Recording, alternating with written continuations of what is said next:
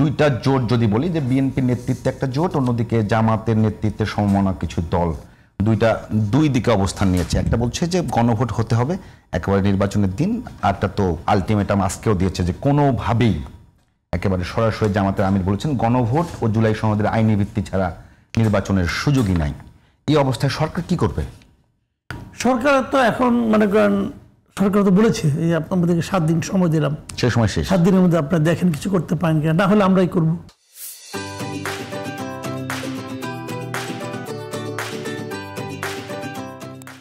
এখন তো সরকার নিজেরাই কিছু একটা করতে চাইবে, আমি জানি না সরকার কি করবে। কিন্তু সরকারের একজন প্রতিনিধি আছেন, উনি বলতে পারবেন ওনাদের কোনো অগ্রগতি আছে কিনা, আমি ঠিক জানি না। তবে আমি মনে করি এটা কিন্তু একটা জটিল অবস্থা। আসলে জটিল অবস্থা কেন, এখানে পক্ষ তো বেসিক্যালি দুইটা, যদিও ঝামেলাটা পাকাইছে গভর্নমেন্ট, ঝামেলা পাকাই গভর্নমেন্ট মানে ঐক্যমত্য কমিশন, ওনারা ঝামেলাটা পাকাইছেন বেসিক্যালি, কিন্তু ওনারা তো কেউ নাই। এখন যেই পাকাক, এখন সমাধান তো করতে হবে, কারণ সমাধানের সময় কিন্তু দ্রুত যাচ্ছে। কারণ আগামী মাসে শিডিউল ঘোষণা করবে সরকার, যেভাবে ঘোষণা করেছেন যে আগামী মাসে শিডিউল হয়, তাহলে তার আগে তো সমাধানটা করতে হবে। কিন্তু যতই দিন যাচ্ছে বিএনপি কিছু কিছু কথাবার্তা বলতেছে, আবার জামাত ইসলাম কিছু কিছু কথাবার্তা বলতেছে।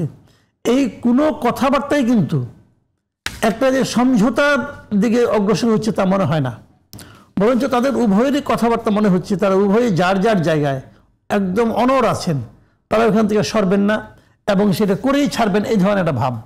হতে পারে এটা রাজনীতির মাঠের আলাপ, হতে পারে, আমাদের তো রাজনীতির মাঠে তো অনেক কিছু হয়, যে যদি মেঠো বক্তৃতা হয় তাহলে কিছু বলার নাই। কিন্তু আমি আশা করব যে একটা তাদের মধ্যে একটা আন্ডারস্ট্যান্ডিং হওয়া দরকার, এবং আমি এখনো মনে করি আন্ডারস্ট্যান্ডিং হওয়া সম্ভব। উভয়ের যুক্তিতে বক্তব্যে কিছু ঝামেলা আছে, আমি পার্সোনালি মনে করি। যেমন জামাত যেটা চাচ্ছে যে এখনই গণভোট চায় তারা, এবং তারা চাচ্ছে যে আইনি ভিত্তি। আপনি আইনি ভিত্তিতে কীভাবে দিবেন? ধরেন আপনি এখন গণভোট করলেন, ধরা যাক কথার কথা, আপনি এখন গণভোট করলেন, গণভোটে ধরা যাক আপনার হাই জিতলো, ধরা যাক, ধরে নিচ্ছি, তাহলে কি আইনি ভিত্তি হয়ে গেল না? সুপরিচিত এটাকে তো আপনি পরবর্তী সময় আইন করতে হলে, এখন পর্যন্ত এক ধরনের আপনি পাইলেন, একটা রায় পাইলেন, কিন্তু এটাকে আইন বানাতে গেলে কিন্তু আপনাকে সেই সংসদের কাছ থেকে পাস করাতে হবে। আবার সুপারিশে ওটাই দেওয়া আছে, সেইটা তো সংসদের কাছে কেমনি পাস করাবেন আপনি? সংসদে পাস না হওয়ার আগ পর্যন্ত আইনি ভিত্তি হবে না তো, আমার তো মনে হয় আমার হিসাবে হবে না, তো কীভাবে হবে?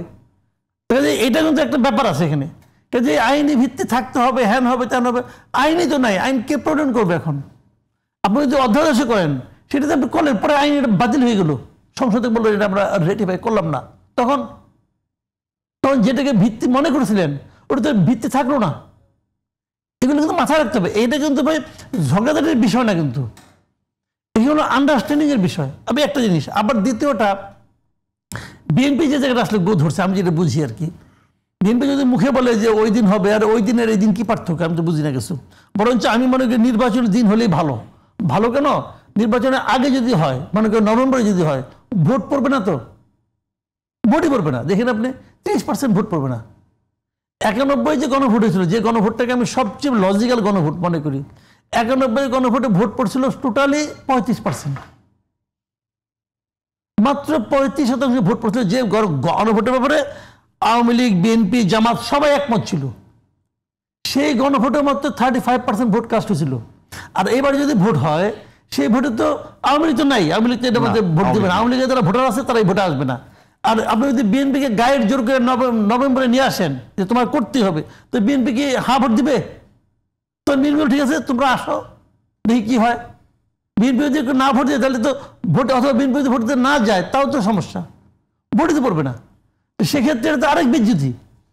এবং এটা জামাত কেন এটা গো ধরতেছে আমি বুঝি না কিছু ব্যাপারটা। কিন্তু যদি ইলেকশনের দিন হয়, তো ইলেকশনে তো হয় কি, বাংলাদেশে ভোটটা কি হয়, প্রার্থীরা ভোটার নিয়ে আসে। একটা কথা বলি, যদি নির্বাচনটা বিএনপি ছাড় দেয়, যদি নির্বাচনটা আগেই হয়, সেক্ষেত্রে নির্বাচনে যদি ভোট কম পড়ে, সেক্ষেত্রে এটা কি জামাত এবং তাদের জোটের জন্য একটা বড় পরাজয় নয়? কোনটা? যদি এখন যদি গণভোটটা হয়, হ্যাঁ আমি তো এটাই বললাম, আমি তো এটাই বলতেছি, যদি ভোট কম কাস্ট হয়, এটা তো টোটাল গণভোটের জন্য, খালি গণভোট না, টোটাল জুলাই সনদের জন্যই তো একটা মানে অ্যালার্মিং ব্যাপার হয়ে যাবে। মানুষ তো আর কি বলবে যে জুলাই সনদের ব্যাপারে মানুষের আগ্রহ নাই, হানা ভোট দিতে আসে না। আর যদি কোনোভাবে না বিজয়ী হয়ে যায়, যদি না বিজয়ী হয়ে যায়, তাহলে তো এই যে পুরো প্রজেক্ট এতদিন ধরে যে একটা চলে আসছে সংস্কার ঐক্যমত, পুরোটাই তো ভেস্তে গেল। কারণ পুরোটা মিলে তো একটা প্যাকেজ বানাচ্ছে তারা। দেখেন এই যে সংস্কার কমিশন যেটা হয়েছিল, অনেকগুলো সংস্কার কমিশন হয়েছিল, ঐক্যমত কমিশন হয়েছিল, এটা নিয়ে শুরু থেকে কিন্তু আমি নানা ধরনের সমালোচনা করছি, কিন্তু এর মধ্যে অনেক ভালো কিছু আছে, কিন্তু ভাই অনেক কিছু আছে যেগুলো নাকি ভালো। আমি তো মানে এই জুলাই সনদটাকে খুব খুঁটিয়ে পড়ার চেষ্টা করছি। এখানে আমার কাছে মনে হয়েছে ভাই 90% যে মানে সংস্কার প্রস্তাব ভালো, এগুলি করা দরকার। 90%ই ভালো, তো এগুলি তো করা দরকার। তো সেইগুলি তো যদি আপনি পুরো না হয়ে যায়, তাহলে তো এগুলিও গেল, তখন তো এগুলিও গেল। এই রিস্কে জামাত যাওয়ার জন্য কেন এত পিরাপিরি করতেছে?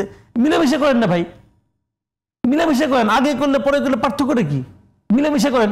মিলেমিশে করলে কি হবে? তখন বিএনপিও হা ভোট দেবে, সবাই মিলে, তখন একটা হা ভোটের পক্ষে একটা জোয়ার উঠবে। আর সংসদ নির্বাচনের সময় প্রচুর ভোটার আসবে, ভোট কাস্ট বেশি হবে। যত ভোট সংসদ নির্বাচনে পড়বে, প্রায় সমান সমান ভোট তো গণভোটে পড়বে, তাই না? তাই ওখানে তো ভোট কাস্টিং বেশি হবে। তো এই আমি বুঝি না, আমি জানি না, হয়তো তাদের অন্য কোনো কিছু আছে কিনা, অন্য কোনো জ্ঞান, আমার জ্ঞানে কুলায় না ভাই। আমি তো মনে করি এটা মানে ইলেকশনের সময় করাটাই ভালো।